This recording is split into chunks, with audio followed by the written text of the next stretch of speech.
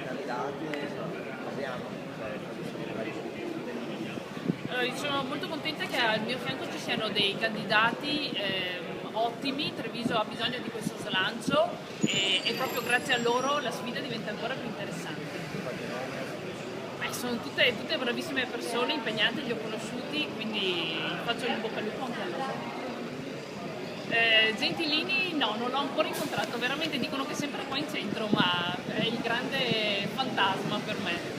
il centro oppure Allora, il nostro programma si basa sia su un'attività da fare per il centro storico, ma abbiamo grande attenzione per i quartieri, quasi 75.000 persone. 75.000 abitanti di Treviso sono nei quartieri e quindi va ridato loro un ruolo. ci crede veramente?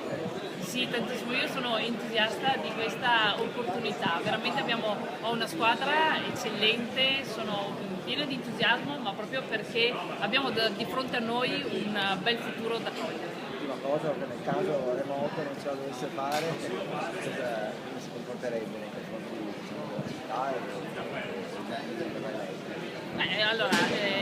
Quello che noi consegniamo alla città è un programma valido di proposte concrete, quindi quello che chiedo è proprio di andare a leggere o di poter attuare una parte di queste proposte, che sono tra l'altro proposte che nascono dalla consultazione con i cittadini, quindi sono cose concrete che vogliono i trevigiani per migliorare la loro quotidianità.